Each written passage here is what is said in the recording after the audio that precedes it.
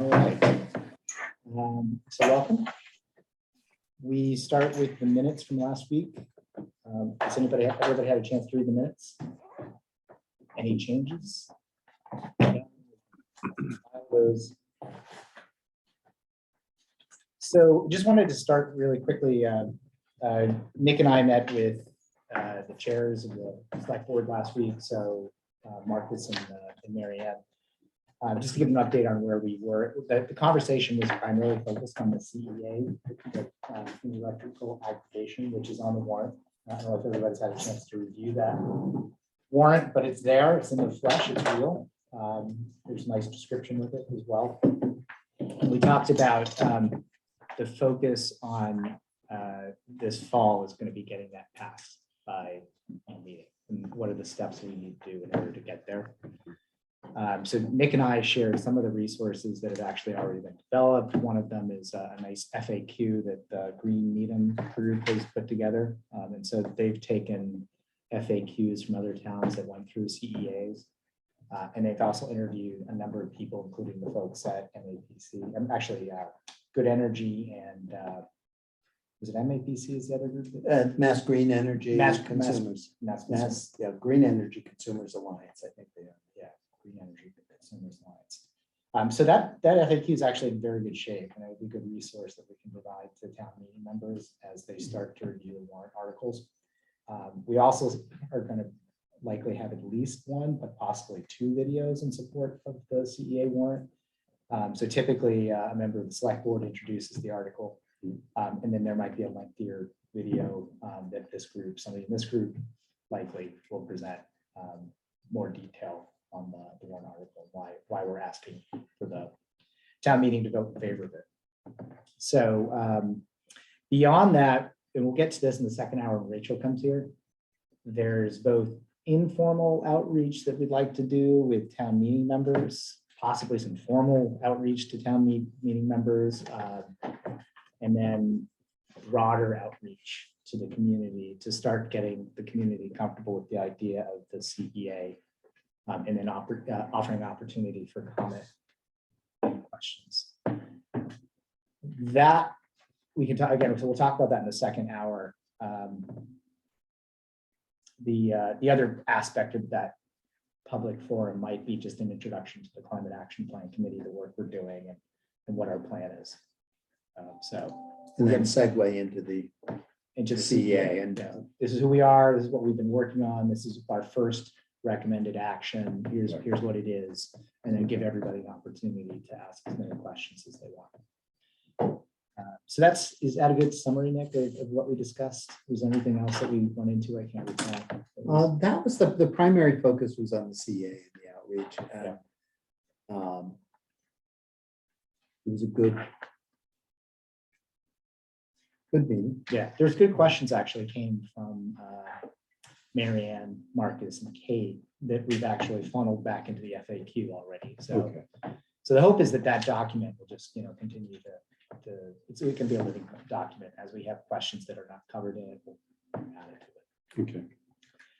The second warrant article that we do have is the $50,000 for a consultant. There is a meeting on the books next Wednesday for FinCom. So FinCom would like to ask some questions about both that and the CEA warrant. Okay. And so, Wednesday. Yeah, so next When? Wednesday. I don't know the time, but I know that Marianne's been invited, I've been invited. And I suspect what we're going to need to do is bring the supporting materials that we've already referenced for the consultant fee, which is the Wellesley and the Acton RFQs, and the list of what are the specific actions we're asking a consultant to help us with. Do you need hard copies of those? We may. We could connect after the meeting about specifically what we need to bring. I'm not really sure. Is the FinCom meeting in person now, or is it? Usually They are meeting in it's person. in this room. Is it? Okay. Okay. Typically. Yeah. And it And I starts believe at they're 7. not doing hybrid at all. At all. Okay. So we can discuss that. Hard copy might be useful. I'm not sure if we want to bring the whole RFQ or just the key deliverables that are being requested with the fee. We can look at it and maybe you and I can make a, Probably a summary would be appropriate. You don't need to have all the details. yeah, that'd be a lot of It's- paper. What we can do is to send them, send Louise Mitzker an advance email and she prints it out. Yeah, I That would usually happen. send everything to Louise Miscard, and then I would just reference, we looked at an RFQ from these communities, and have it available, but unless they ask for a copy of the RFQ, I wouldn't worry about it. Okay, all right. Well, we'll figure out how to have it Yeah. handy if necessary. And if you need me there, I can try to make it. I do have CPC at 7.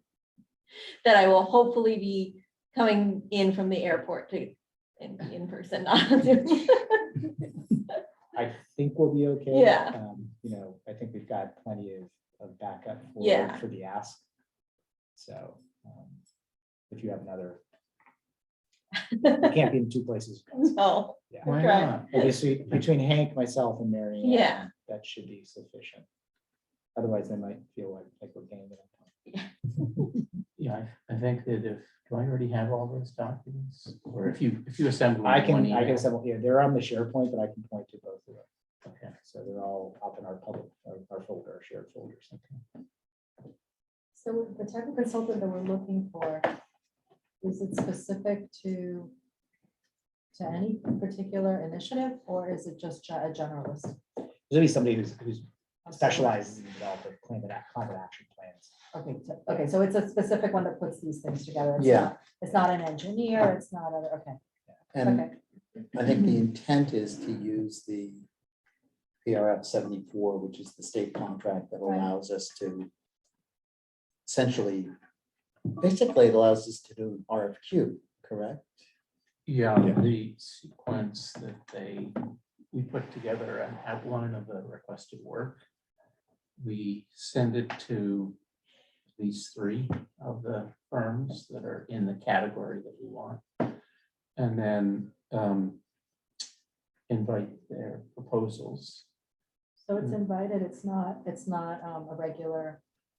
There, well, we can go out to a full RFQ, but because they're all pre-qualified through the state, Okay, through this PRF 74. so There's, then you can target it more, yeah, as Yeah. long as you have competition. Yeah. Okay. And also, since we would say, I assume that this is the amount of money we have.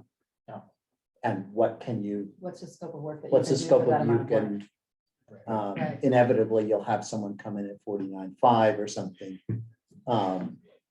But it gives you an idea, because we could put out an RFQ and somebody comes back and says $89,000, but doesn't help us. usually what we say is not to exceed Yeah. a certain amount. Right. Right, but they should tell us if the scope of work in the RFP is reasonable for the 50,000, because sometimes we tend to ask.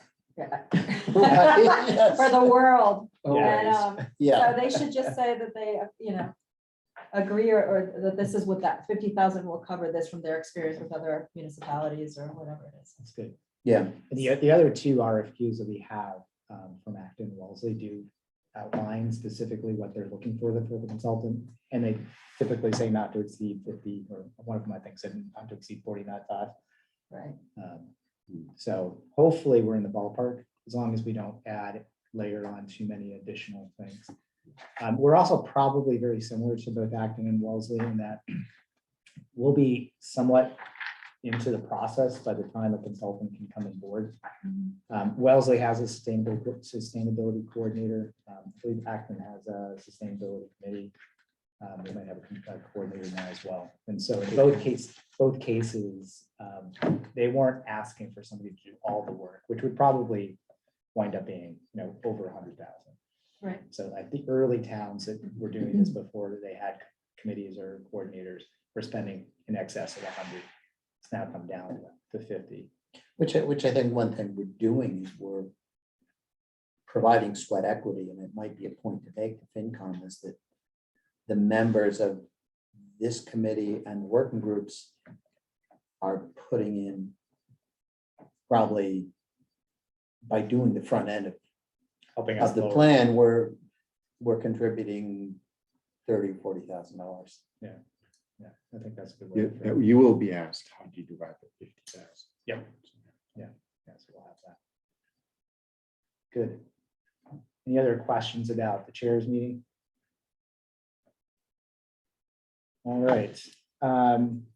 So what I was hoping to spend the bulk of this meeting on was getting our working groups going.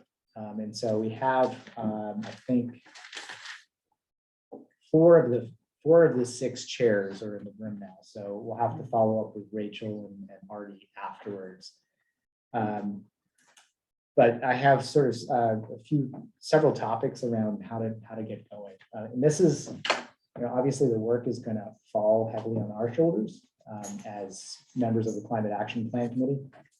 And then specifically on these working group chairs, because there will be other people contributing to the process, but they're not as invested in the process as we are. And so a lot of the lifting will come from this group, and we want to make sure that we are respectful of the time that others dedicate to this.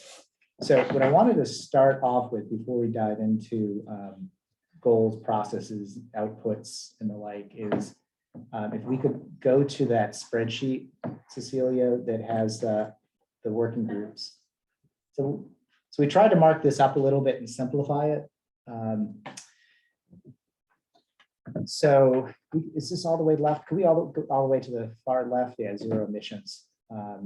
So zero emissions, this is you, Paul, right? Yes. So we've tried to enter a bunch of names in here that we are familiar with, and certainly you don't have to be restricted to these names. No. But we know Mo owns an EV and has long been a champion of them. Jean-Pierre Mita has been working through Green Needham and with the town to try to promote electric school buses. And then we have several members of the you'd mentioned houses of worship. So there's the Interfaith Clergy Association, and we have a number of names of people who are involved in those churches. Great. Given that probably a lot of the transportation actions have to do with influencing people's buying decisions, probably makes sense for you to work a lot with those groups because they can reach their very large audiences. We have people who are involved in the cycling community, like Joel Goldstein, and then Jackie DeWolf, who are potentials. Michael Grice for the school committee. John Reagan, in the fleet manager for Needham. This is a placeholder. I'm still trying to find if it's the right person at Beth Israel Needham, but one possibility is Michael Pitts, who's the energy manager there. I should know more about that soon. And then, do we, pull in Drive Green, Clean Power Research, other organizations as experts, resources, or collaborators when we have specific actions we want to take. And then, not sure who put Robbie Habdallah in it. Is that you I did. Yeah. So I've been working with Robbie, looking at electric buses, Okay. and they are getting a proposal from Highland. Oh, good. And we met Highland over at the Newman site. And they said, oh my gosh, this is the easiest site we've ever seen. Because the primary power coming into the elementary school comes in overhead through an easement on the butter's property. And the wire goes literally right over the top of the 2 buses that Needham owns, which are at the tennis court end of that stack of buses. And so there were, I think the issues that they've run into are, even though they have money to buy a new bus coming up next year, the warrant article didn't say diesel, hybrid, or EV.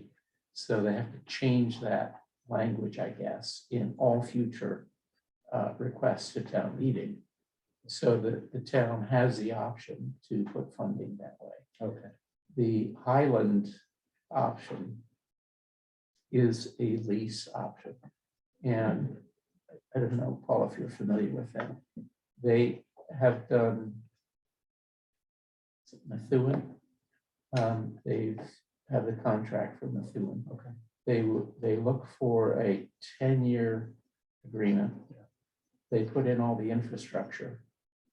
And they provide the buses, they maintain the buses. They don't provide the drivers. And the current bus, so the town only owns 2 buses. And then all the rest come from Connolly. And Connolly has been slow on the take up for EVs. But they're going to talk to them. Yeah. Um, And I think Highland also will work with bus providers like Connolly. And they can act as sort of like the project manager, the financer, to get the EVs distributed, but the drivers would come from Connolly. Connolly. And so the 2 buses that Needham owns, Needham has drivers for those. The issues that came up during the discussion were related to Locomotion, which has the contract to bring in the kids from Boston. And the distance was potentially a problem. And apparently Highland is talking to various communities about putting in level 3 chargers at near the athletic fields, so that buses, if they are taking kids to an after-school event, could have the ability to know that they can plug in when they get there. Interesting. And so they're looking broadly at the network. And I think that might be, if we can get the first set of buses in Needham, they would be a pilot system, probably for 2 years. The thinking was that they're all local, so they should be able to do a full run. Yeah.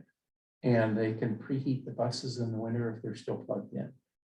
So that's an app on your phone. So they're trying to overcome the various hurdles that they've experienced. So Robbie's familiar with this and be a good add for the working group. Yeah, great, thank you. So for net zero buildings, that's you, Joe, right? It is. It is Joe. Do we lose Joe? Yep, that's mine. Yep, and Okay, I good. don't have a copy of the spreadsheet there, but Oh, I'm sorry. I'm Oh, not are we not sharing the sharing with- screen. Oh, That is my fault. Okay. no worries. Okay, Can you see I now? mean, the avatar here, it doesn't matter. Okay, good. sorry about that. So we've added a few names in here as well for you. So where'd it go? There we go. So I think you'd asked for zoning board. One of the things that we're just trying to figure out working efficiently, since there is a working group that is focusing on zoning and planning. What I would recommend is, as zoning issues come up in your other working groups, refer them over as opposed to working them, because otherwise you might end up asking the same questions, talking. Yeah, that makes sense. I agree. I just didn't know what span the zoning board had versus the planning board. So I was open to advisement on that. I think planning board is the only, right? Yeah, does all the zoning and permitting. Right. Well, unless the ZBA gets involved, if it's an existing facility and it doesn't meet the threshold, you're not changing 25 parking spaces. Okay. So ZBA, for instance, we went to ZBA for the approval on the Emory Grover building. Okay. Because we were not making substantial change to Okay. exterior lines. So maybe then it does make sense to have somebody from ZBA in this group. Is there somebody that you can think of that would be a natural addition there? Which group? The net zero buildings? No, I don't think they would be. No. There are three Even not? lawyers and Okay, okay. fair enough. 3 Yeah. layers. It's a real process Got it. group, not a, Not a Not roll up Right, your not a sleeves and product come up group. with plans group. yeah. Fair enough. And I think that Lee, Oscar Mertz and myself were all in the housing group and we're looking, they're particularly in the zoning subgroup. And I'm one of the co-chairs with Jean, that we were looking at the whole plan right now for housing. So we're kind of in the weeds of it. So I think that our group can give information or relay information or work with you on it. Great. So flag things that Great. Yeah, because we're literally, we're gonna look at the entire plan of the town in the next couple of weeks. We've already made, to make recommendations. So you'll be able to dip into that work for this working group as well. Absolutely. Okay, great. And apparently the net zero stretch code is coming out End of the year. end of the year. Yeah. So that'll be a discussion with Dave Roach Mhm. and And he's been as- recommended for the zoning and planning. Dave Roach is what I see here. So is he in both, is he in both columns right now? Yeah, I think he is. Okay. I'm sorry, And stretch is happening when, by the way? December is when they're supposed to end release of it. the year. Yeah. Okay. I feel like he could be good on both, but I think having him on the net zero building, because he's the building code, might be the better fit for him. Yeah. I agree with that. Yeah, this doesn't mean that you can't reach out to him with The questions as they same come thing in. with, right, the same thing with Oscar and myself, like, we just kind of have to cross pollinate there. But I Right. think he'd be better off on In the that net one. zero, okay. So we're in agreement on that. So, yeah, I think, just in terms of people's time, if they're affiliated with one group, that means that that's probably where, if there are meetings, regular meetings, they would end up attending. But that doesn't mean if there's questions that are coming from other groups, we can't funnel that in to them as well. We just want to avoid having them go to two sets of meetings. You know, who I might recommend also, I think that is Lynn Denninger. I don't see anyone here that does civic and commercial and larger buildings. Gene Voloshin, I think, is good because he's a local builder. Yeah. And he's also does development and building. But I think Lynn or someone, who does commercial is very different than the residential. That's great. Does it make sense for any of the major building projects in town for us to have any of those groups? Like Bullfinch or? Well, that gets tricky Okay. because there That might be gets tricky. Conflict I of think interest. Linda will get you at the issues that those folks are thinking about. Perfect. Yeah. Okay, good. I have spoken with Matthew Meyerhofer, who's in the facilities energy management at TripAdvisor. So he would be a good addition to that if you want to have him. He's already expressed interest. Fabulous. Amy Helson is our economic development, right?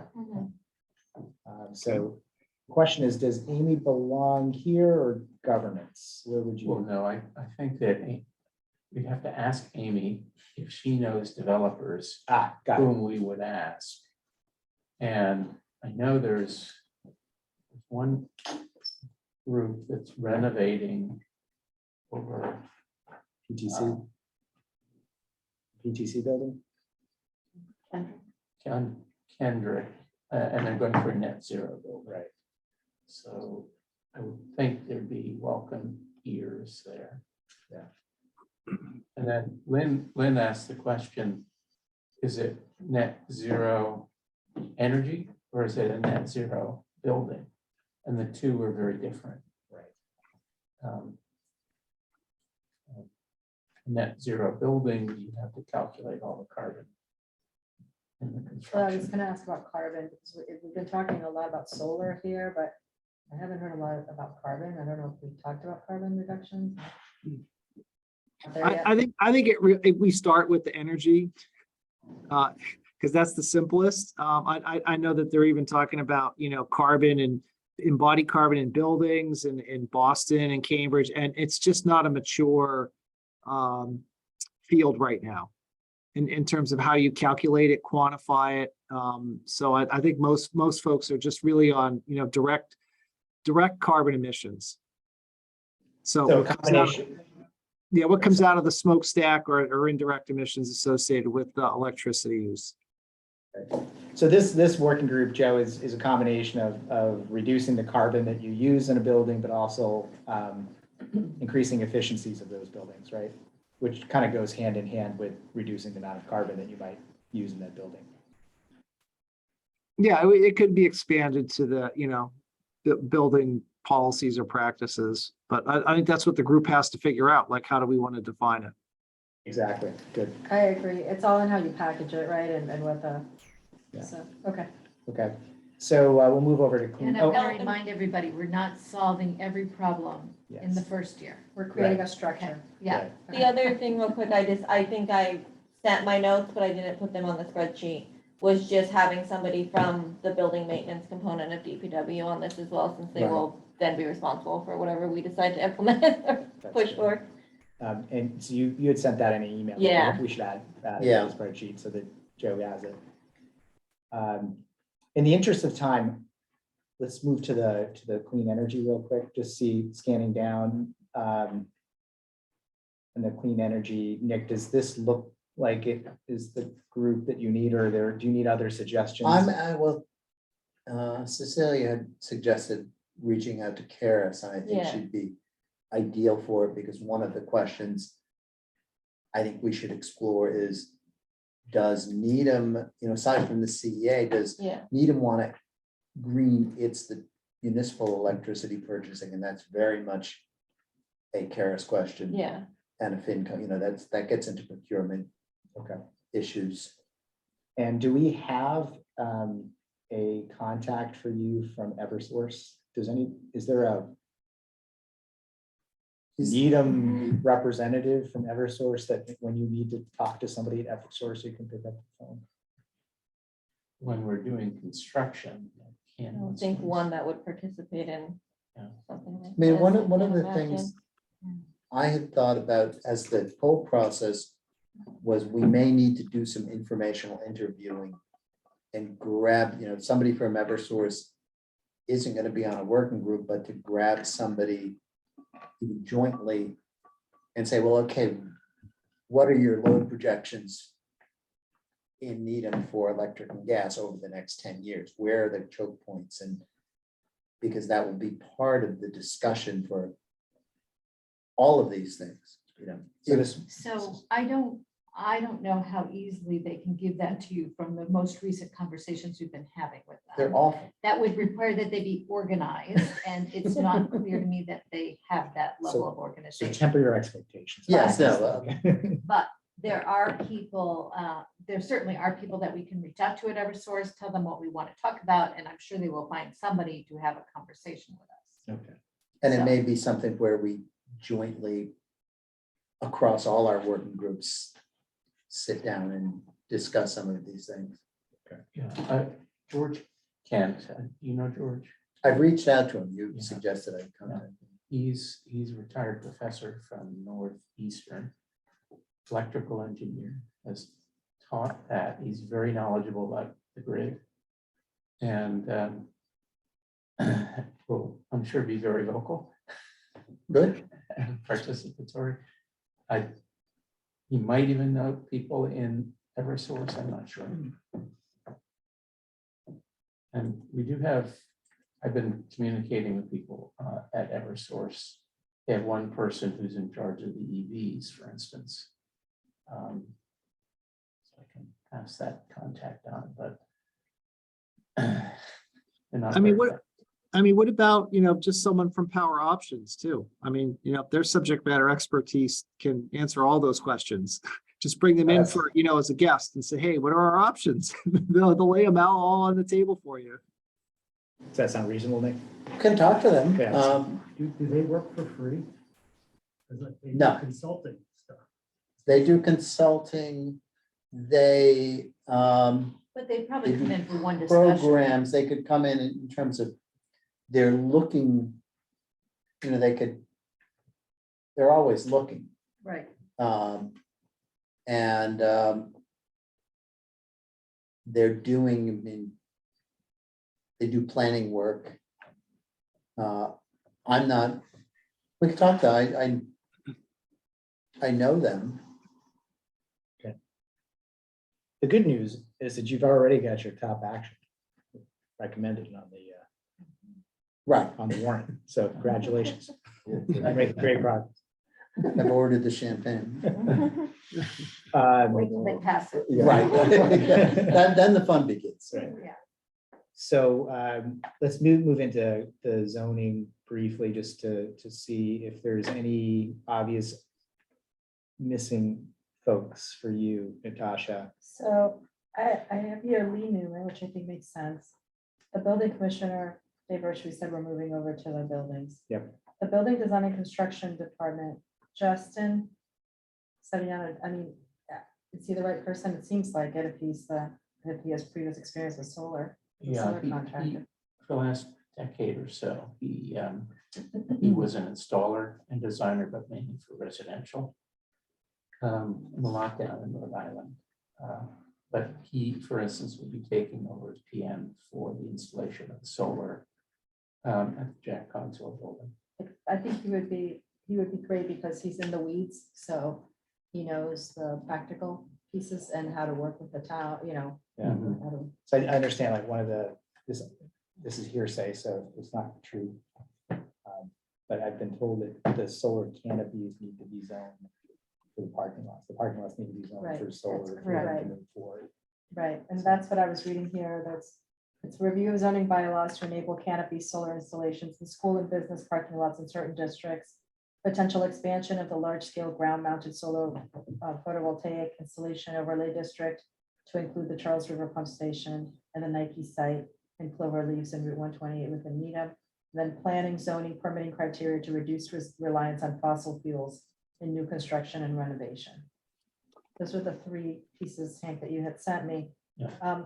And I wrote here, you know, there's the civic public buildings, there's the commercial and industrial that are private typically. So there's the public, the private, and then there's the residential, which includes single family and multifamily. And so the question is, as we're thinking about these zoning bylaws, you know, you have different client groups. I don't know, you know, what PPPC is responsible for, like what they need to abide by versus a developer versus a residential. So I think having people that in the group that can speak to the three different types of. So PVPC doesn't get any special exclusion from municipal buildings. They don't get In, any. in Needham, municipal buildings are, Part have of the to, zoning have to go plan. by whatever the zoning is. Okay. Okay, Which is why we had to change the zoning, put the City Williams School in place. Yeah. Right. So I think what's important is the biggest opportunity in new construction is that rooftops are solar ready. As of right, you can put solar on your rooftop as long as it doesn't exceed the existing zoning heights limitations. And there was a zoning bylaw change for municipal buildings that allows them a certain percentage of roof coverage. I think as you look at that for extending it elsewhere through the business community, residential community, I think that number should be extended up to 100% rather than, you know, a lower percentage, because to get a net zero building, you're going to need more solar panels than you have roof area typically, unless it's a Correct. one-story building with low energy use. You usually have to buy renewables for a lot of these buildings anyway. And I don't know if in zoning bylaw you can require that the roofs be solar ready. But when you get state funding for the MSBA, for instance, you have to design the roofs ready. Right, but we're getting a significant amount of state funding for that, where there's no really for residential projects here, small residential, you know, single family. Or instead of developers. Some of that might be covered by the net zero stretch code. Could be. So I think that there's two pathways they're considering right now, you know, Okay. an all electric construction with one set of criteria and a criteria that allows for fossil fuel systems, but it requires a higher efficiency home and then electric only and solar, you know, solar on the roof potentially. So Mhm.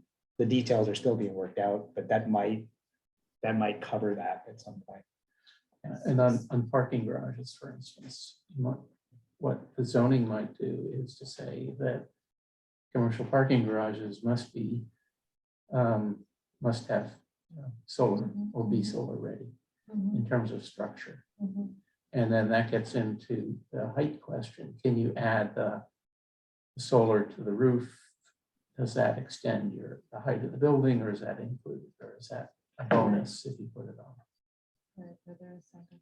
So just to level us back up for a second on representatives who can help us think through that. Do you feel like you have gaps, Natasha? I guess the question here is it school department or school committee or who, I mean, I assume that you're adding schools here because those are some of the largest civic buildings that we have, right? And then a representative. So is that, Michael Grice or Michael O'Brien or is it someone from the school department, and who would that be? Why are we adding schools? I don't know that there is high need as some of these others. If we look back at the pie, it's only 2.5% greenhouse gases coming from municipal sources. It's really going to be the residential and the business zoning that we need to It's figure gonna out. matter. Yeah, high school's the number one user, right? Is the largest electric. Largest, user yeah. of the but you- municipal building. But from But a still, zoning- it's maintained by the town, it's Yeah. built by the town. I don't think you need somebody from the school It's department. not a The planning zoning, issue, right, so is it? zoning and planning, why would, Yeah, so we could So maybe probably, that leave that doesn't there. happen. I think finding a developer / builder would be good, especially if it's residential, the issue. So we can look for someone there. The town economic development director, what was the thought behind that? I think we are again asking if she had recommendations for people who could be good representatives here from the developer or the builder side. Okay, so it's mostly the local developers and builders. And then the MBTA, the parking lots. I mean, how, do we want a representative from the MBTA here? Seems like a problem to No, me. that's a For my group, for my group. They're back with everything. No, but if it was, We can do research on that. right, and Right. if you were able to look at solar canopies, Right. and the direction was you have a parking lot like MBTA, that those could be considered as areas where solar canopies could be installed. Like Yeah, but large, that's a secondary issue. they're right, no in terms different- of going.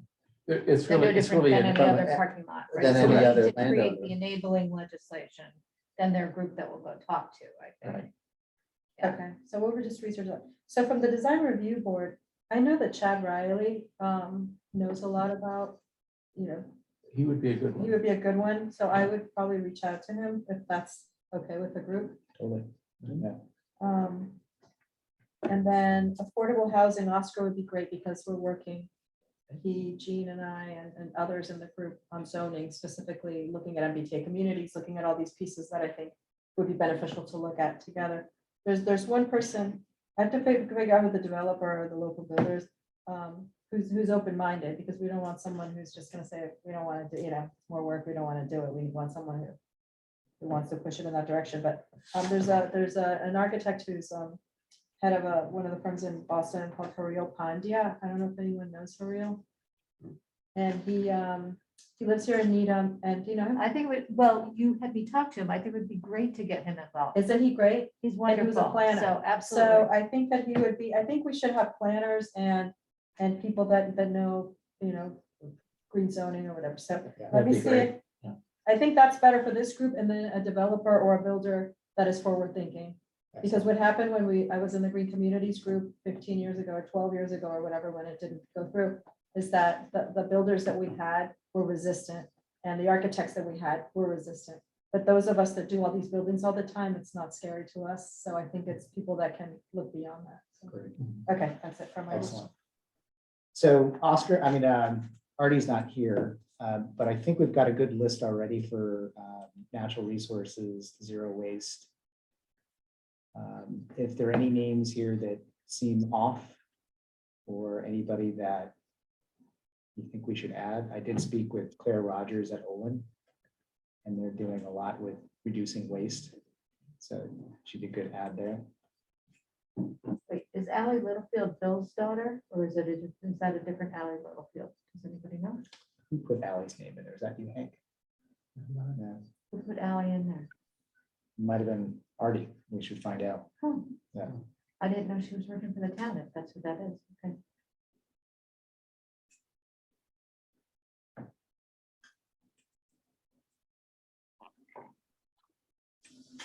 Anybody else there look off?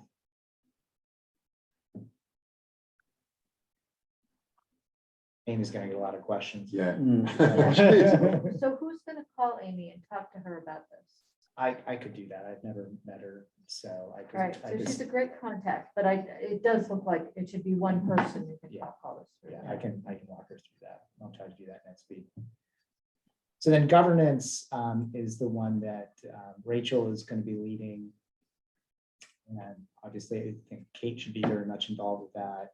Cecilia, we told you in that. Yeah. I also appreciate the promotion you guys. Yeah, gave me. well, who knows finance? Karen Price, League of Women Voters, and I think Mickey, you spoke with her. I reached out to her, Reached yeah. out to her, yeah. Planning board, again, I think we refer them back over to you. If And there's any, Artie. yeah, to you and Artie.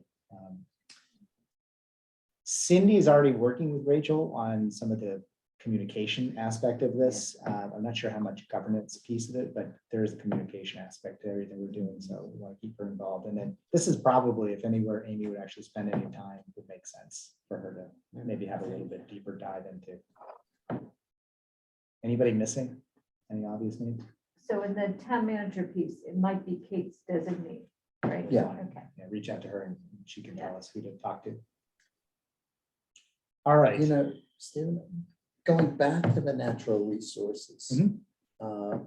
On the school side, might be good, and maybe Artie's already looked into this, have somebody look at the food waste issue, because there's been some efforts on Yes. food reclamation. and- Great run. Greg is, Greg can do that. Okay, he organizes all and then there's also, there have been pre-pandemic, Jay DeLone was working on, Did we not put Jay in there? no, we didn't. Okay. He's worked on food rescue. Okay, we could certainly add him. I know, He's a good sort of subject matter expert, local, yeah, he is. He has been well. So Resident. Jay DeLone, I can't remember how to spell his last name. DLAUNE. Say that again. DELAUNE.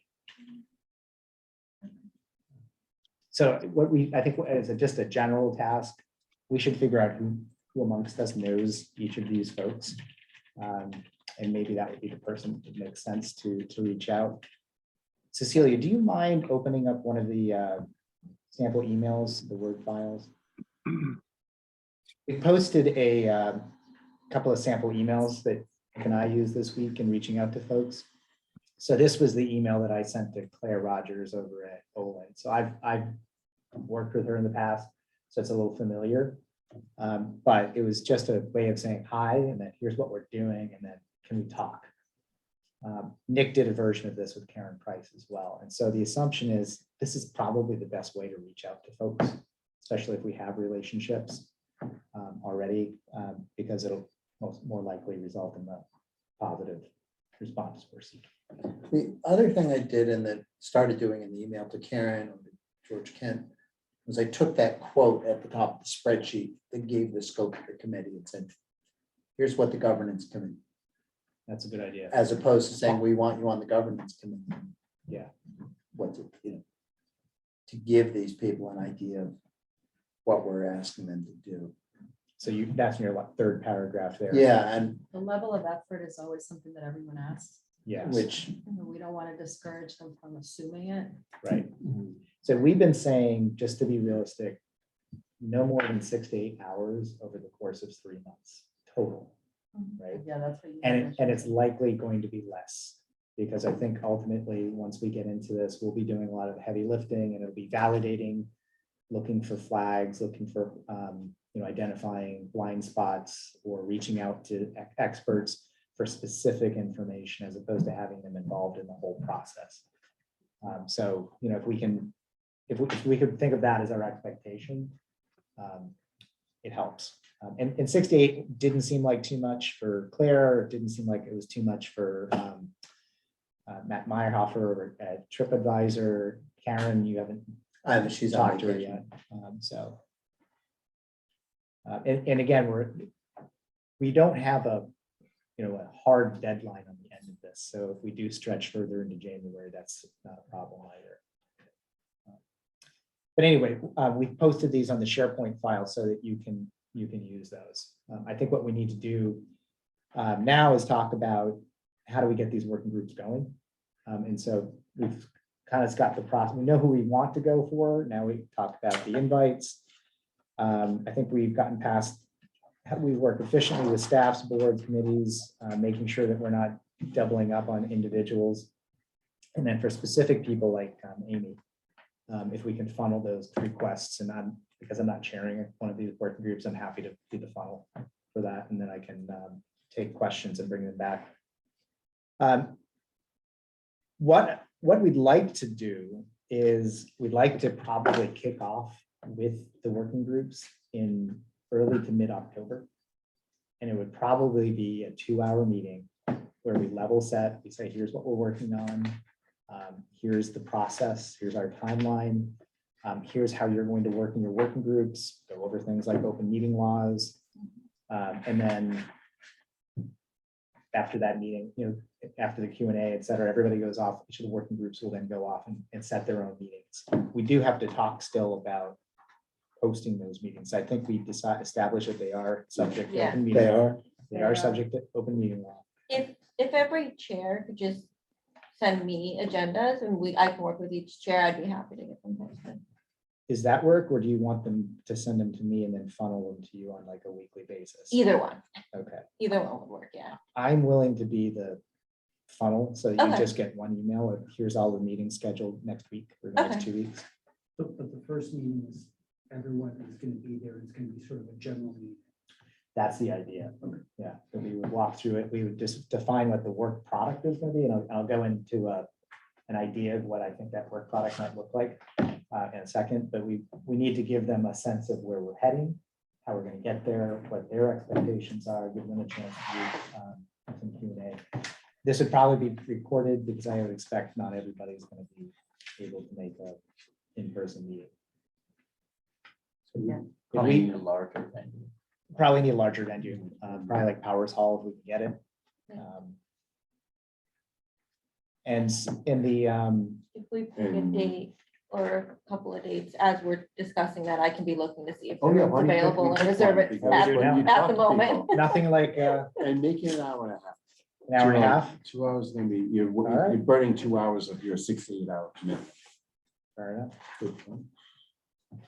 So let's look at around October 12th. That's a Wednesday, What time? but it could be any day that week. So 6 o'clock may work for most people, like a 6 p.m. to 7:30. Mhm. I have a conflict, but you can- Is there another better day that week, Nate? Because I'd love to have you there. So this will include the invites that accept our offer to be on the working group. They'll be at Powers Hall. For the first meeting. Yeah, Yeah, that, so 6 too early for people, like if you're trying to capture. Would people. 6:30 to 8 be better? I don't know, I'm just asking. it kind of cuts both ways. Some people have younger kids and, you get into the witching hour and dinner. I don't know. Why don't we ask The our 12th staff? I have- It's easier for you guys if we do it earlier, right? Yeah, From a staff perspective. Let's do it earlier. And then we're looking at the 12th. I can't do your 12th. I have FinCom here at 7. How about the 11th? No, that's a select board meeting. The 10th, 10th is Holiday. Columbus Day, yeah. And Thursday. 13th, 13. I can't do the 13th. Okay. Housing plan working group. What if we look to the next week, Monday, the Okay. 17th? I have a question, Hank, if you can, if we have, I know this is even worse, but if you do 5:30 to 7, could you do that just because it works for everyone? 5:30 to 7 is fine with We can also make it a hybrid meeting as well, so we can have people join in, and that might be easier for looking earlier. So that's the 12th. I think we just ran out of dates on that week. Unless we, Friday nights. Well, So the 12th The 12th I could do 12th at from 5:30 5:30. to 7, you could do. 'cause Oh, Then Okay, then if it's early. FinCom, do you have EG at FinCom that night? Is that? Yeah. Okay, And yeah, Rich Hill. and Rich Hill, okay. Powers Hall is not open that night. okay. How about Who's already the in there? Rosemary? Youth and Family Services, they have an orientation night. Rosemary, how big is Could- Rosemary? You can Hold usually- on, let me open up multiple We had tabs. 40 to 50 people. Could we get, You could fit a lot of people in there, And some people could call in also. but they also tend to, how about Memorial Park? The, Memorial big Park one. trustees are meeting at 7. That's what I have that on my calendar for 7 that night. It's a we're busy night. talking of the 12th. They probably have a park and rec program. Yeah. Yeah. It was this room big enough? The one across the hall? That's About the not- same. Oh, I thought this was, that was bigger. So how about Monday, the 17th?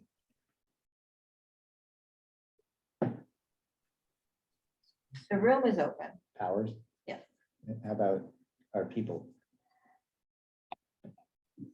I could do that. I have another meeting at 7 of that night too, but If we did 5:30 to 7? so I have one from 5 to 5:30, then I could jump into 5:30 and then jump into the Should 7. we bring pizza? I think we should bring always pizza. bring pizza. I think we should bring pizza. We have some non-dairy options if people. I see, you want to make that. All right, so I'll just plug that right in the open hole That's list on that night. That's the That's what I'm second. doing. I think we should do. So pizza. when is it again? Um, Sorry? What time? Monday. Monday, the Monday the 17th at 17th. 5:30? October. We don't have. PPCs. At 5:30, right? 5:30 PM. In Powers? Not yet. right? Yeah, I will reserve the room. Great. yeah. 5 to 7, okay. Look at that. Now we have a date. So now we need to get invites out, commitments, and Yeah. somebody needs to order Nail pizza. them right down. So in our invite letters, we're gonna send this out, or we're gonna get their. Yeah, why don't we, Yeah, why don't we great. revise the template email? Yeah.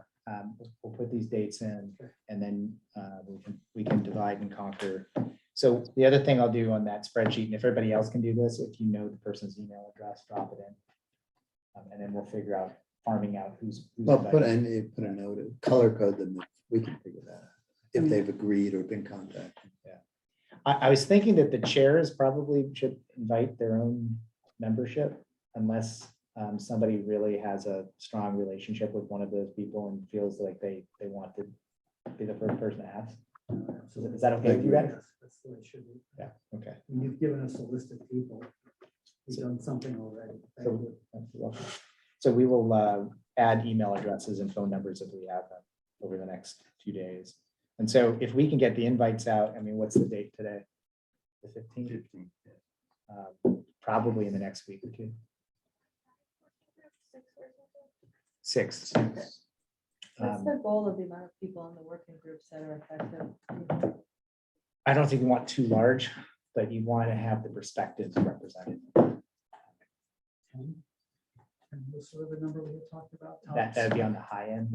That'd probably be on the high Yeah, end. a couple of towns had up to 15 people. That's a and it- lot, that's a whole committee. It seemed, yeah, it seemed unwieldy as we got into names and what these people would do.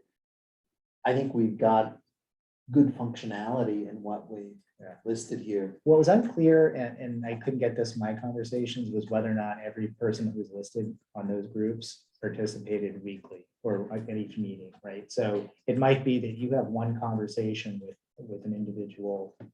We list them, we credit them as having been on the working group, but Right. that's it. That, that's the one Right. time. Yeah, I mean, for example, we're doing the affordable housing or the housing planning committee, and we have 4 max per group, but they're all within the same committee. So we just divided it up. And it works well because getting 15 people or 10 people to meet is really difficult. Yeah. And Yeah, so, I agree. That's impossible. so having it, the smaller the group, the better, and then you can reach out to those other people. And so what we do is we kind of divide and conquer. Like, I have Michael O'Brien and Carol Fischetti, or just the three of us. And so each one gets tasks and we call different people and we do it that way. It just makes it easier. And even so, it's really hard to schedule a meeting with 3 people. Yes. So I just want to encourage people to keep it as tight as possible and delegate, because otherwise it's just going to become a huge project. It's a good suggestion. If we have too big a group, getting a quorum Yeah. becomes a lot more difficult, Yeah. which I guess if you have a 3-person. So most We of need the time, Yeah. so the most of the time, you don't So need maybe people you're just most of the asking time. some of these people to be resources. That I might think be, so. that might be as And much as maybe we we want. still want them at the kickoff so they understand the Right. plan, right? And what's happening, but we're asking for them to be a resource and even less of a time commitment in that. Exactly. sense. I think so. And then I think we should extend it to January. December is a very tough month to get final things. Yeah.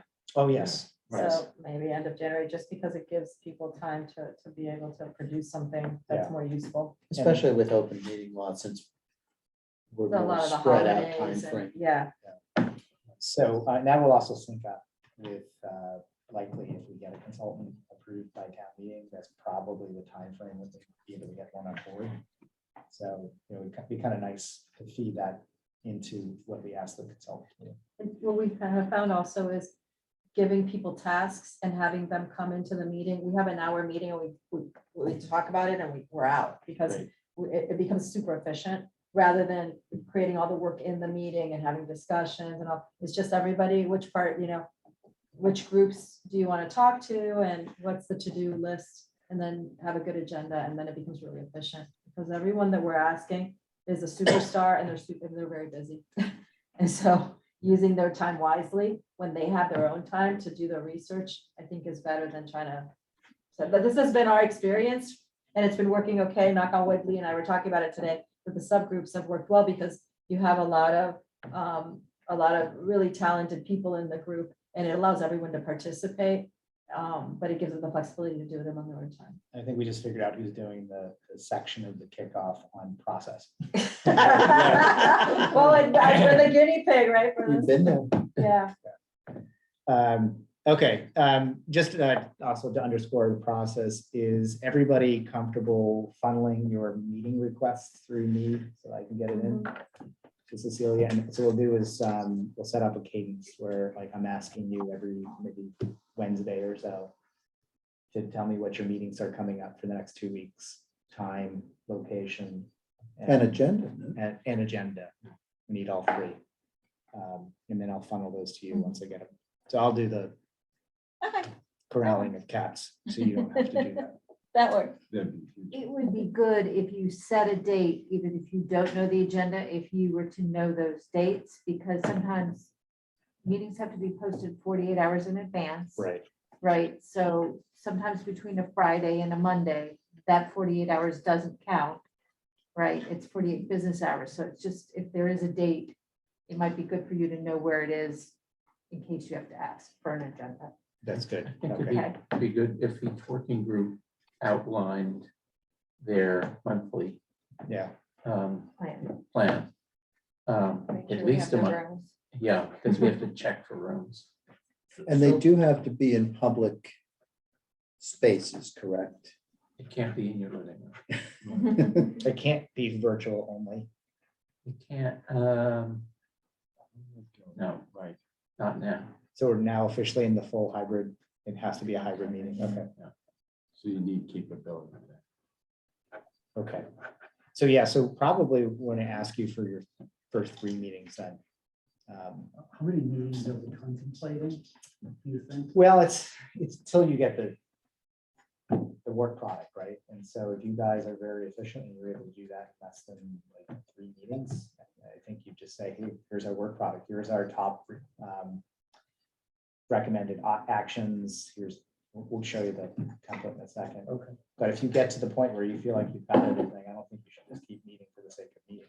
I think what we found also is there are different levels of meeting, right? So we met to do one task and then, there's a plan that's created. And now we're gonna meet after the plan's created to review what's been put in the plan as a group, right? Because there's only so much that you can do and then you put it into a larger template and then you review it together with whatever, with whatever lens you're looking at it.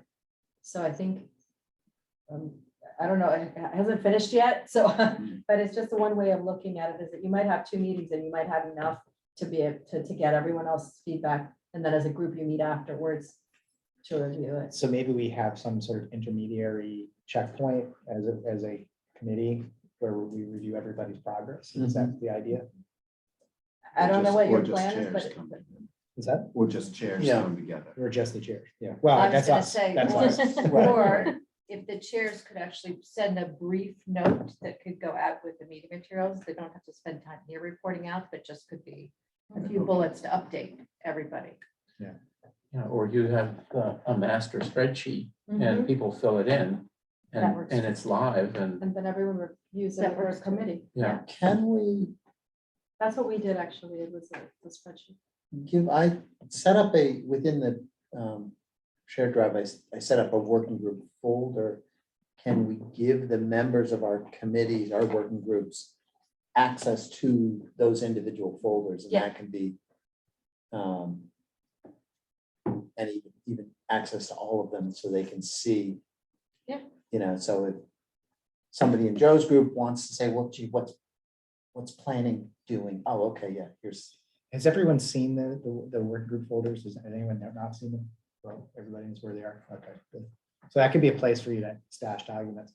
Is that the SharePoint or is that? The Google SharePoint, Docs? that's on Yeah, SharePoint. yeah, Okay. Yes, you're reading my mind, Cecilia. Which one? The one on the right. Is that? So this is my idea of what the work product might look like. You guys might have a different idea.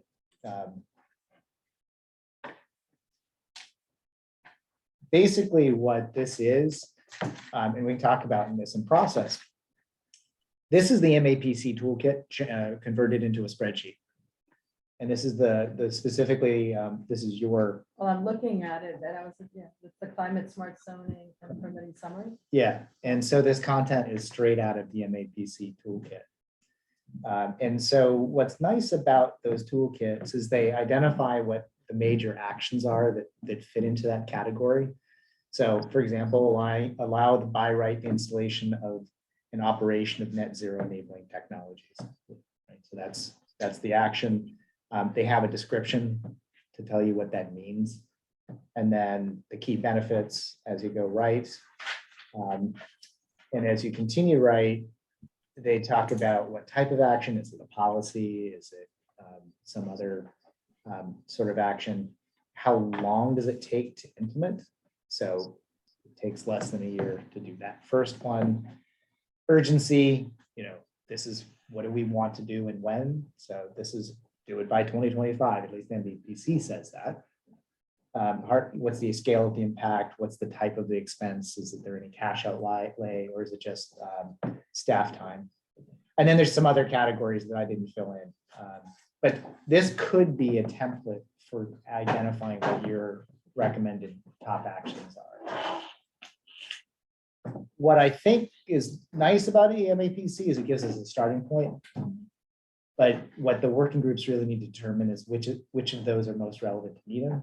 And then what are the nuances to Needham that we need to work through? For example, some of these, I think there might be one on municipal light plans that's not quite relevant to Needham, so ignore it. But when you start thinking about, for example, who do we need to involve in these decisions? Who do we need to get feedback from in order to make sure that we don't get the resistance that might limit the success of that action? That's the type of work that the working group can layer onto this. And then obviously, if you scroll down, Cecilia, MAPC gave us, I think, 12 potential actions in zoning and permitting. Back to our spirit, like what are the top three? What are the top five, maybe in the next 5 years that we want to accomplish? And we can, over time, update add new ones in. But it can be overwhelming if you try to go for 12. Where do you start? And that's really the working group's goal, is to tell us where to start and why and how. So does that make sense as a product? I feel as if we got this from each group at the end of the year, or beginning of next year, we'd have enough raw material to bring a consultant in to convert this into an actual plan with That benchmarks. sounds great. If they're all apples and apples, I think that would be great. Oh, yeah. All. Like it? Yeah, it's great. I think that's great. Joe, I don't know if you saw Rachel has joined us now. Oh, wonderful. So I'm not going to volunteer to fill out the spreadsheet for the other 5 work groups. So I don't need a subgroup. 'cause You're it's done. already done. You're done. I love my subgroup. You've got a good starting point. Well done. Yes. I think one of your colleagues asked for this. I shared it. So anyway, that's what I'm thinking that we'd be asking each work group to put together. So a lot of these are really long and comprehensive and complex actions. I mean, when you say, what's sort of the, where do we start? What would feel right for this group? Like if we pick 5 things, 10 things, 15 things, 25 things, like what counts as a start? If you're saying 25, I would say no more than 25 out of the 6 groups combined, right? I think three, But ideally, 3. Yeah. per 3 to, group. yeah. 3, the top 3. Right. Okay. And this is things particularly focused on the next Doable. 5 to 10 years. Doable. Doable things in the next 5 to 10 years. Yeah. Got it. You know, we talked in one of the earlier meetings as well about, like, there's things that the town can do, and then there's things that residents and businesses can do. So there's things like policy, planning, zoning that need to be worked by staff. But there's going to be also, how do we get more people to convert to heat pumps and switch to electric vehicles and the like? And so that's ongoing education. It's probably going to rely heavily on partners like Drive Green and Mass Save and Green Needham and League of Women Voters and other organizations. And so I think there might be an argument for saying, like, there's a part of this climate action plan is like, what can residents do? What can businesses do? And then pointing people to those resources. But that should be separate from what does the town need to do. But some of that, when we bring the consultant on board. So for example, if clean energy says we want to encourage more community solar, we have other things, then that becomes something working with the consultant. How do we set up the structures for residents and businesses to do this, which is still a valid function of this committee, in addition to the other, how do we get more green energy purchases by the town? Right. So that's part of the second phase of this. It is. Right. I wanted to bring something up because I took this from the Needham High School Civics Showcase that happened in June.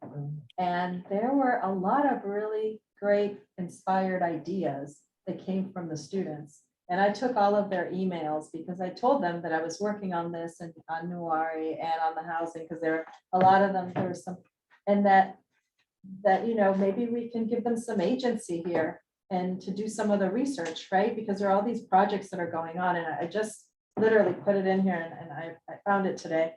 I think there's something, I just came from, this is unrelated but related, from a symposium that I was speaking in today for AIA Connecticut on social justice that was specific to slave labor in the built environment. And so very interesting, very loaded. It was with Grace Farms out in Connecticut, all this. So one of the things that we had someone from the School of Architecture, a young student, who was doing a lot of research. And it made me think that it's the same thing that these students did, right? So this is the grassroots that's going to get their parents to buy the green vehicle. And they already have they already have a ton of ideas of things that can happen. Some are, pretty logical, some are not, some are a little crazy. But is there a way of incorporating something? I would do an event with them, to list a listening event. And I said, I was gonna bring it up to you, and they're like, really? Like, this could really happen? I said, well, I'm not sure if it can really happen, but Mary Ann was there, Debbie Schmill was there, there are a bunch of us that were there. There's something here that could really help the grassroots of this to happen at a higher level in the town. And I don't know, Mary Ann, if you know how this could be incorporated or not, or. I think it's a great segue to our next topic, actually. Okay. I'm just making sure that we finish the last topic. Yeah. Okay, sorry. I didn't I'm mean to sorry. derail. No, we talked about everything, membership lists, expectations, invites, setting up meetings, the MAPC toolkit, other action plans, and then interim reporting back to the CAPC. Kickoff meeting October. All right, we're done. So can we talk just for a second about the invites? I might have missed that part. So I think it would be helpful if we had just sort of like a template. Like if Yes. we're gonna reach out as the chairs or co-chairs, we would, use the same kind of intro, like greetings, you've been selected or nominated, here's what we are. I think we forgot to share that on the Zoom. Do you mind sharing the Word file when the So we're gonna do a little bit of updating this to include the kickoff meeting, but Okay, wonderful. Okay, great. I didn't see this. Thank you. yeah, so we have the bones here, Joe, but I think you're right. We need to flesh it out a little bit more. And then the expectation, Joe, would be is that you'll invite your members for your working. Yep, and we just need the email addresses, and then, we can take it and I guess they're gonna want to know like how we got their name too. I think that, what we could do if the person who suggested the name isn't the one inviting, we could add a note in that spreadsheet that so-and-so recommended this, right? Yeah, so I wrote one to George Kent on the PVPC and said, Hank suggested I contact you. And Hank had already reached out to him anyhow. So if it's a thing where we have a point of reference, it never Yeah. hurts. Okay, yeah, that would help me because I know no one on that list Yeah. other than Hank, which I was happy to see his name on. Hank, do you want to be in the group? I don't know if Hank has said yes. The first invite, Hank, will you be on my group, please? Oh, there we go. All right, check one, got There you one. go. You only need 9 more. You only need a group of two. Two. The two of you together should be able to do the whole thing by yourselves. Oh, by the way, I mean, you might, back to Natasha's point about keeping the core group small, you might have a co-chair or vice chair, and then like you guys are just doing the heavy lifting together and reaching out to the resources. Yeah. But I wouldn't, each group, you guys got to figure out how we want to work. Anyway, we'll get the template. And then, so as another action, if we could all agree to go back to the spreadsheet, if you have an email or phone number added in, if you're the person who recommended the person or you know the person, put your name in there as a reference, just so that whoever's going to invite knows they can say, Steven sent you. Or if there's background on the person, Yeah. why we think this person is good. Or if they've already said yes, Yeah. that's the other thing. There's at least 5 people, now 6 with him, Mhm. who have said yes, so. All right, so our next topic is the outreach, general outreach. And I do think that students, youth is a Well, core. I was looking here, there were so many on climate. One is adding solar panels to schools in Needham. And one of them was promoting that all new construction should accommodate solar energy. So they did all this research for us. Yes, At their level, right, with their information. But if that's something that they're interested and passionate about, maybe they could be a resource and they could, kind of grassroots resource in town. I would also invite them to, Well, that, I just said to them, maybe you can come and listen in on one of the meetings. We're like, really? And so the fact that they are interested in advocacy, Yeah. they're interested in the topic, they've done some information. It kind of brings other groups that normally would not participate in this group to the table, and they would also advocate for us, which is huge. I could see inviting them to the first meeting. The kickoff? The kickoff. I think it'd be great. Yeah. With an outline. I can reach out to them and CC a couple of you, you Yeah. know, and say, we met you and. I don't think there's any reason why some of Putting you- those couldn't serve in working groups as well. They And they this is represent a some- perspective Yeah. that we want to have incorporated into the plan. Right, and I have their names and I grabbed all the information and I wrote down as much as I could. Can you scan that I'll and post scan it? it, Put it up? yeah, and I'll Yeah. post it on there.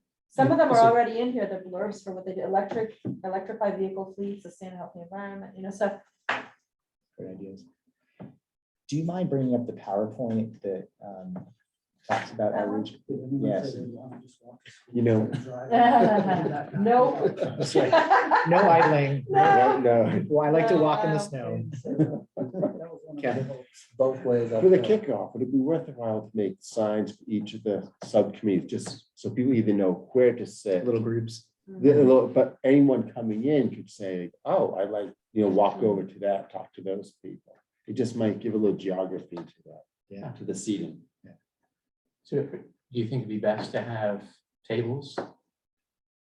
Well, tables are talking to each other. I mean, maybe that'd be fine. Yeah, tables would be Tables great. could be by group, yeah. Yeah. Actually, this Tables. is actually a good topic. Sorry to switch back for a sec, but would you be interested in, or anybody, I should put it to everybody, we need probably a small group to plan the kickoff. Anybody want to participate in that? Don't- I may have jumped the gun and I already put in the request to have 6 groups with a bunch of chairs around it, so we're good on that one. Yeah, that's great. All right. Okay, we're good. We're good. All right, well, if anybody wants to help, let me know. I'll start putting my head on it. But in the We're meantime. gonna start, we're not gonna make eye I'm contact. just gonna take my glasses Right? It's like the Homer Simpson goes into the hedges. again. I don't think there's not much work out. Well, you're really gonna be quiet now, because there's a lot of things that we're gonna have to do to get organized. So Rachel put together this, this nice slide deck to talk about our general outreach strategy. Like, who do we need to reach? What do we need to reach them for and when? So you wanna- Yeah, no, sure. So this is gonna be an important part of, getting these work groups up and running, engaging with the different stakeholder groups around town, starting some partnerships between us and these organizations that are out there right now.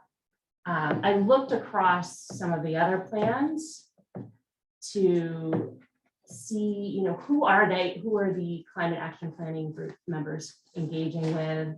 What are they, how are they engaging? What's the approach to stay connected or build relationships? So this is really just kind of a holistic view of that. Not much here probably to debate, but if you look at this and think, wow, we're really missing some key stakeholder groups. I think we had students there. Yeah. didn't we? Yeah, so that, that's a constituency that we want to engage with. And the way we thought about this, and you'll see on the next couple of slides, is really around what are some of the key milestones over the next 3 months. Because I think that when we see this at this level, it can be kind of, I think, intimidating. We don't have a ton of time or resource or bandwidth necessarily to build strong relationships with all of these groups at the same time and message this. So what we did is think about these, you keep these in the back of your mind as groups that are going to be an important part of our process. But I think the next slide is really more about what will this look like in the short term, and what are the opportunities for us and the actions that we need to take. So we thought about 3 key milestones. And Steve and I had a little working session to kind of think through some of this.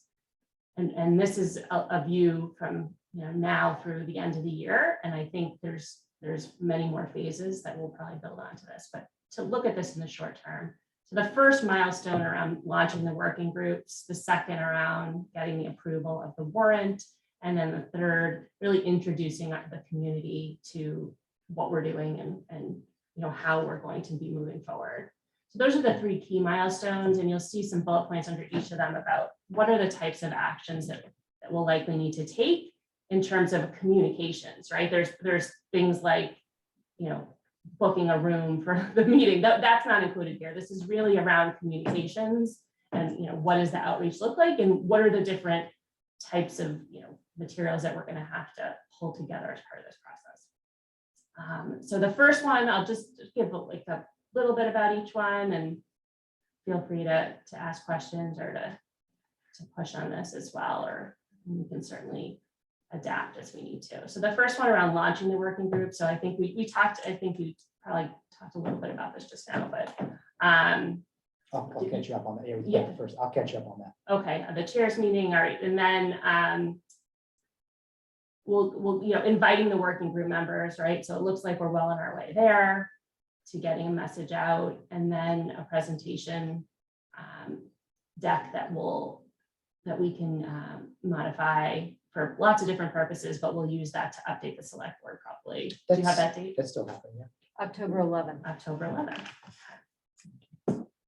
So that too. So again, this is sort of like, what are the materials that we're going to need to pull together to handle some of these communications? And some of these we already have. Yeah, Right, I so- think a lot of this we have. I think probably 75% of this we're already doing. This is just to kind of to organize ourselves around really what are the activity and focus again, just sort of focus around the things that we have to do. So the second is around the warrant, and I'm not sure if you talked about this yet, about doing outreach. So this maybe, I don't know if we want to pause on this one and talk about, you know, our outreach with Green Needham. I don't know if you have an update there Dude, yeah, I can bring that up. around, you know, making sure we've done some initial outreach with the town meeting members and getting there, you know, getting any initial buy-in or feedback on that approach. Do you want me to give you a quick update? Yeah. So, yeah, Green Needham did reach out to about a dozen, and they went to the non-bought in constituency. So not the standard people who are like, yes, let's go green, more the skeptics. And so they got some good feedback, good questions. They've been building an FAQ document, which is nearly final. And we think that once we finalized it and this group vets it and feels like it's good, they've agreed to let us post that on the town website as a resource for town meeting members as they're considering their votes. But there's probably broader outreach that can happen now, right? And so certainly Green Needham will continue to do that. League of Women Voters will probably do that as well, but we should as well. We're on the warrant. People are gonna have to vote for it, so vote. They're gonna have to vote on it. We'd like them to vote for it. So if you have contacts, if you know people in town meeting, if you are in town meeting, this is the time to start. Mary, can mailings go out with the warrant? Okay, since this is a town committee. So, yes, I don't know that they'll go with the warrant or that they'll go separate, but certainly mailings can go out. So you're talking about like the FAQs? Yeah, if we, Yeah. I mean, could we put it in the mail envelope with the warrant when town clerk mails it out? That's been done in the past. Emery Grover, for example, had a very substantial FAQ that went last year. It has been done. Yeah. So, That'd be a good We one. can ask. It's 100% blanket. Yeah, and I can tell you from experience that that's probably the thing that most people are likely to read. They're less likely to watch the video. And they're less likely to read the warrant ahead of time.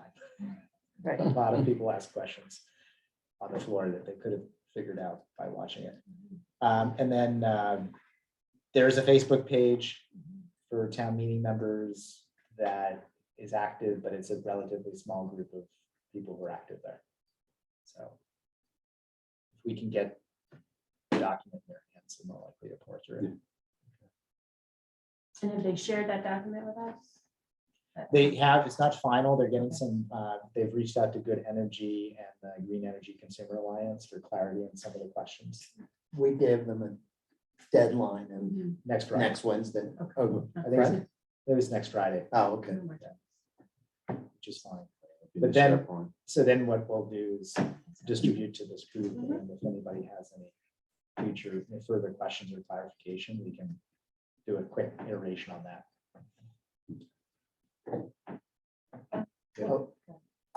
We were also talking of having some kind of an event. Public hosted- forum. Public forum. Yeah, so I was gonna hold on, I guess Okay. it's the next column, but we could go there. It's a segue. It's a segue. Yeah, To both yeah, just intro- to wrap up this one here, so the other group we thought we might want to engage with before is the League of Women Voters, because they do tend to and share that FAQ document and some talking points so that they can also participate and support. So, I don't know if they're still doing information sessions on the. They do it in the fall, they do it in the They spring. do it in the spring, but not the fall. Okay. But with their membership or with informal outreach. Right. Okay, go ahead. Okay. Do you want to segue to that? Yeah, I think this is this last bucket, right, could be, we could spend a lot of time here, or we could kind of be kind of purposeful about, who we're going to engage with. We're proposing kind of a couple of actions. So one, holding information sessions with the public. So, and organizing that kind of into two topics and maybe combining these two topics or doing them separately, but giving an overview of the legislation and providing people some. You mean like the CEA warrant? Yeah. Yep, right, and giving some insight about, background and where we are. And then just, and also sort of a meet and greet kind of thing, what does our roadmap look like? Where are we starting? And doing that with, a couple of key stakeholders that you see there. I think we could figure out, if these are the right ones, or if there's other groups that we want to start with. And that would be sort of, first phase is doing these sort of information sessions, and then building on that kind of later this fall is working on a public survey. And I haven't I'm gotten. just gonna say, for one of those sessions, you should use, I do see it there now, community TV. You need to get to the Needham channel and have them do a program. That's right. So that would be like if we did a Powers Hall info session, they would televise it and then. No. you should- They In probably want addition you to come into the Oh. stations. Oh, and do a formal. Do a formal Q and A with them, I think would be worthwhile. Okay, great. Yeah, better audio. How do you, what's the reaction towards a public info session, perhaps at Powers Hall? I think a public info session should just be part of that community meeting. I think what we did that I thought was helpful for the housing was do a listening meeting, like half of information. This is what our goals are. This is what we're doing. The other half is we want to hear what you have to say before we even start doing the work, so that the community feels empowered by it and that they feel like they're going to be, they're engaged in and that what they're saying is going to be taken into account. And what we did there was we had about 100 people come, and we broke out into groups, into Zoom groups. It was all during Zoom. And then, so we engaged individually with the people that were coming in. So each person, from here would have a different group that they would go into a different room. And then we'd write, what are the 5 most important things? Or tell us what your 5 more, and then, they all kind of overlapped. And then we reported back and said the commute, and we'd have one of them report back. So you're basically creating a bridge with the community so that then they support you, they become part of the process. So now we took all of their information, we've been working in subgroups. Now we're going to go back to them as a community and say, from what you gave us, what we worked with, this is what, and now give us your feedback. Interesting. The surveys weren't that helpful because only like 10% or 8% of people, of the community responds to it. This might be different because you might have people that have a lot of knowledge about it.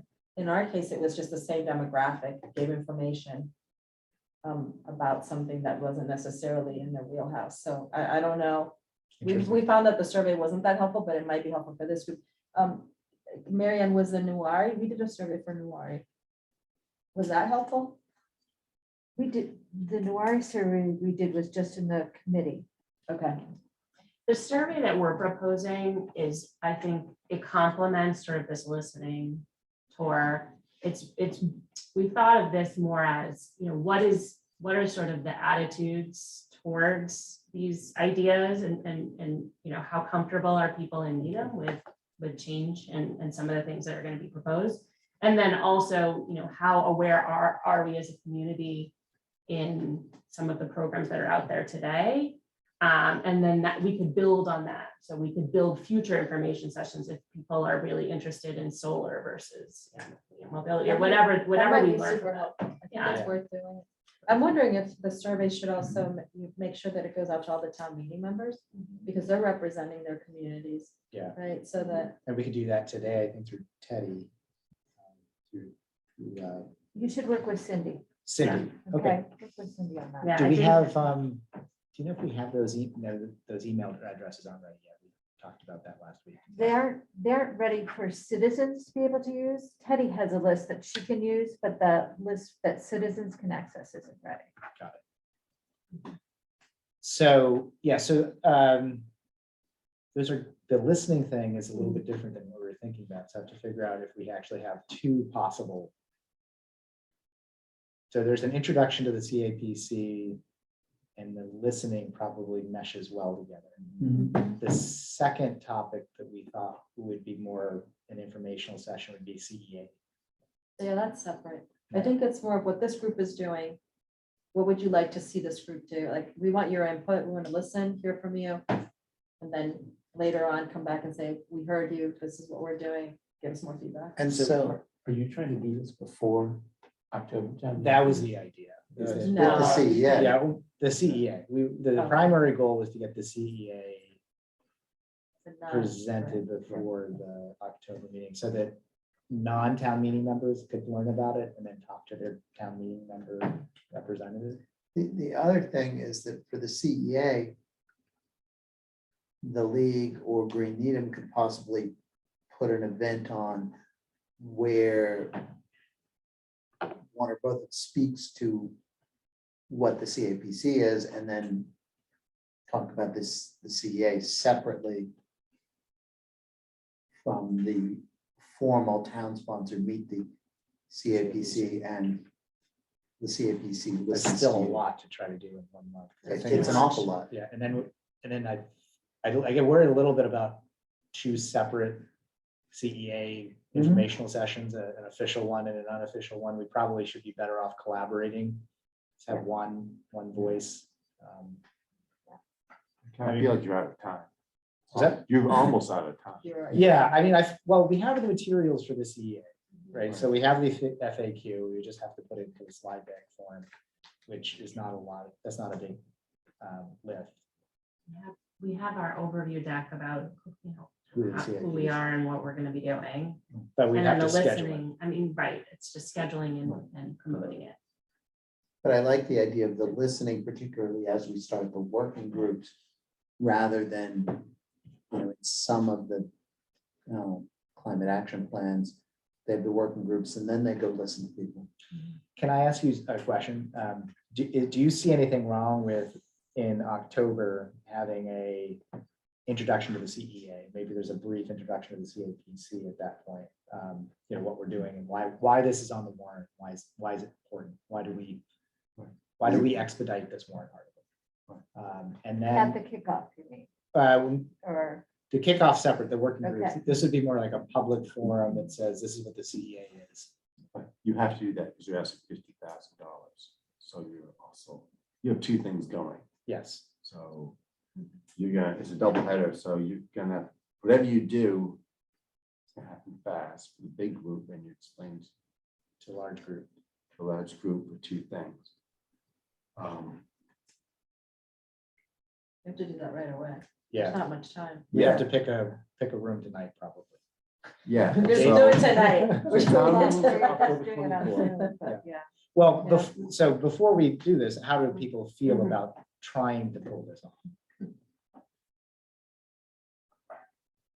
In some respects, I'm wondering if we're just gonna get the choir in, people who are already gonna vote, maybe and support it, but they need to be energized, so it's a good one to do. I don't think you're gonna get cynics to come in. But that's maybe we're never gonna, Or at least unless energize the people. On the CEA, is it a majority vote or is it a 2/3? Majority. And on appropriation, is that a 2/3? No, That's a majority as well. it's only 2/3 if you're borrowing for it and we're not borrowing. Okay. So if you ask me if I think it's necessary for town meeting, I don't think it is.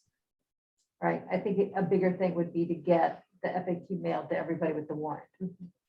That's fine. And then I think we'll have a separate discussion once we have the consultant on board and lay out our plan for what we're gonna do to make it real. So Yeah. that's a different issue. I think that's a very good argument. If we rush to get this done and then it doesn't pass, then it looks kind of silly. So we did it. Yeah, but I don't think you're gonna need it for us to pass it. That's Well, my guess. we know you need the 200 people you have to convince. And you Right. know who they are, and you have the emails. Yeah. And people So- are already talking to them, so. Okay. So then maybe we push this into October Mhm. and then it's more Into November. After November, sorry, into November. And it's more what Natasha was suggesting, which is an introduction to the CAPC. Right, And and listening. if CA passes, people want to, then it will We can build for start. a year and. we'll do Right, the- and we'll have to do, actually, I think we're required to do information sessions on, Okay. with the consultant. Okay. So, okay, I think that's helpful. What we found is that the group that came to the community meeting, they didn't want us to talk at them or to them. They wanted to be able to give feedback, and not everyone feels comfortable giving feedback in such a large forum. That's why we went into the smaller groups. Great. And so it gave people a kind of a safe space to talk freely about how that, with a smaller group that was, and then allowed us to give back the feedback that they felt comfortable with us giving back. So Were your groups organized around topics, themes, or were they general? Just breakouts? Anything they wanted to say? Or was it- I think the affordable housing topic, Natasha, is more fraught than the questions that we're putting out on climate. So I You'd be don't know that surprised, the small Mary group is as needed. You'd be surprised with, when we were doing the green communities the first time, how many people were against it.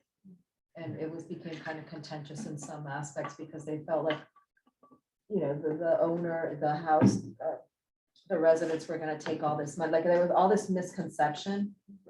It didn't pass. I mean, It wouldn't, yeah, I could see somebody coming in. having a fear that you're going to force me to get rid of my oil boiler. They're not gonna stand up in Powers Hall and say it, but they might, if we have a 10-person focus group, they might say, yeah, I'm worried about, I can barely afford my house. I'm worried about being forced to replace my boiler. We need to hear that, and that will inform, I think, our communication strategy going forward. It's really important. We even had people that were educated in it have huge concerns about moving it forward, which is really bizarre to me, but because they felt like their clients or someone else would, they would lose business. So I don't know. I think it's at the time, maybe people are more educated now and about it, but even then, I think that there are some controversial pieces to this. So the town had a different building inspector during that period. That I'm gonna say from a town perspective, we sort of thought might make it more of a wild card for making any of it real, but It was there like, were HERS there raters, were a why do variety we of need to get a reasons to be HERS uncertain. rater? Why do we need, is that There we more go. money? Yeah. I just remember the whole HERS rater, like, now, who's paying for the HERS rater? But we're like, I remember a lot of that. I think we were doing renovations back then and all the developers were like, you're from Needham? Oh, from Needham.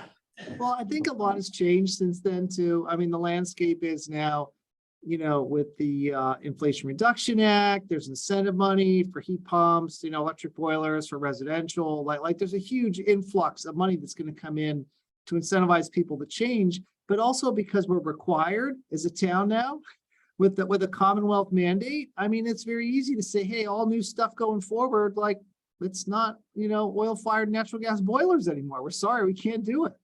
So it's Would that, they? And your One old thing, boiler I isn't gonna guess. live, your old boiler Livable. isn't gonna live like more than 15 or 20 more years, and then you're not gonna be able to buy one. It's gonna be It like, depends. it's like a combustion car. You're not gonna be able to buy a combustion vehicle 20 years from now. So, Joe, I know people who have really old boilers and they're never gonna die.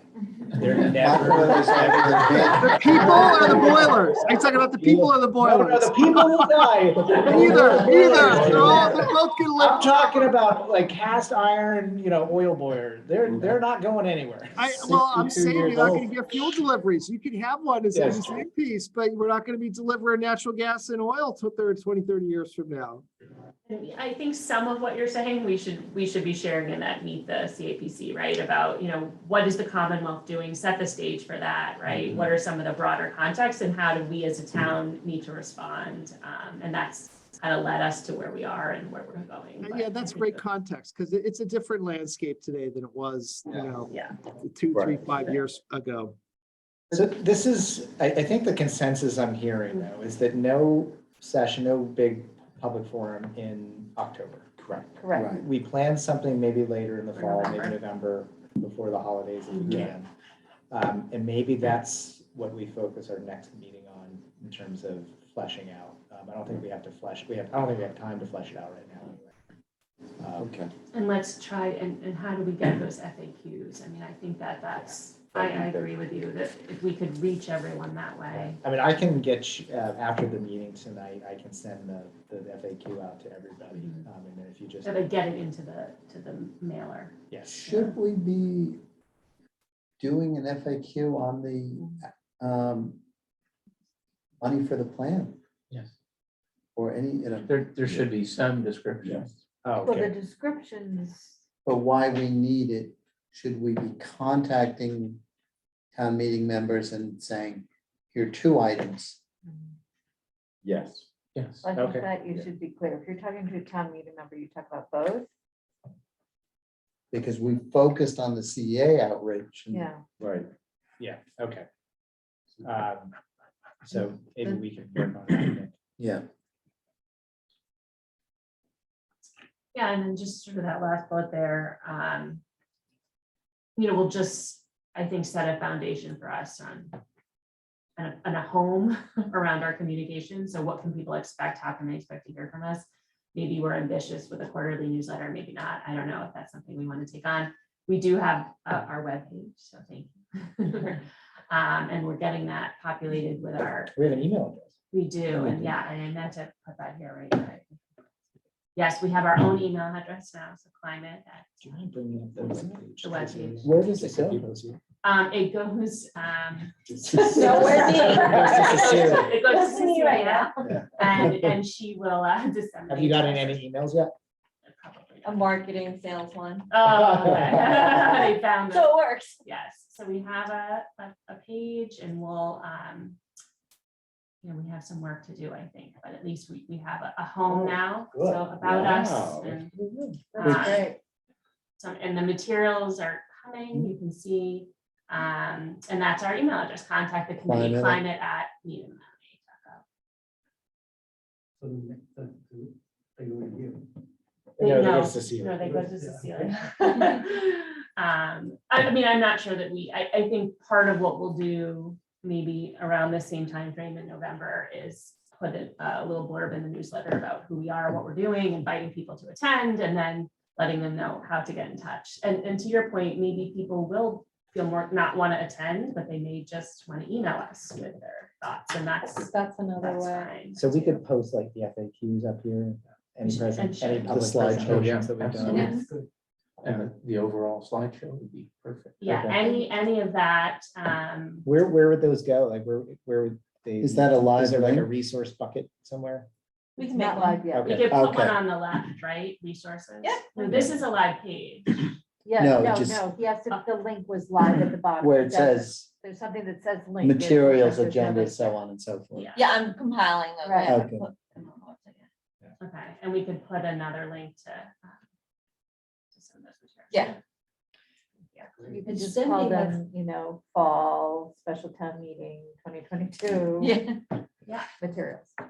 Cynthia was really helpful in getting the word out for us to have a diverse pool of people, because we don't want this, we want the people that are really interested, but they're always gonna show up, right? So we know that they will kind of, will back all of this and have great information for us. But there's also like the students, they could, she's been great at finding other groups and making it as diverse as possible, because that's where you're gonna get, once they start hearing what the students are saying and they hear, I mean, it energizes in a different way, rather than hearing, oh, it's the same people, and we know that they were into it, we're not like, they think we're not flexible, or it gives a It's harder different to say no to perspective. a kid sometimes. Mhm. It just gives a different perspective. So just getting the group as diverse as possible. And we talked about also doing, potentially later this fall, doing some roundtables with some particular stakeholders, right? Like we talked about maybe the houses of worship and like what they're thinking about and. I met with Reverend Katie over at First Parish. She offered up her venue Oh. and her email list to the other, the Interfaith Clergy Association. So she said, if we have an ask, just send it over and she's happy to support it. And also your point, I think I'm thinking Joe Higgins would be very good at this. But getting from the Exchange Club and other groups and then just to start to change, I'm not sure what, if they hear about it, it changes the narrative in town. Yeah. And that's one way to get the ball rolling. I think you're absolutely right. And you and I talked a little bit about this, since I won't be doing a working group myself this Okay. fall. I'm gonna see if I can do a roadshow by some of these groups. Keith LaFace. Keith knows everybody. He knows everyone. He's on Exchange Club and he knows every other. Chamber of Commerce, Interfaith Clergy Association, You're gonna get your TV dope High debut. Right. unless somebody else wants to do that. That one. Yeah. I actually, TV guy. I've done the TV once. It's very awkward.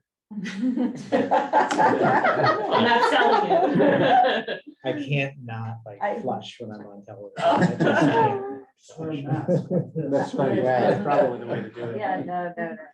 I have to tell you that and this is, sorry that I 12 years ago, I was interviewed to be a host for a PBS Green show at the time.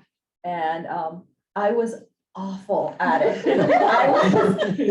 I had 2 lines and I couldn't remember them. And my kids were really young and they were in the back seat in car seats. And I remember that I was practicing them out loud and they actually knew them better than I did. They're like, why can't you get this?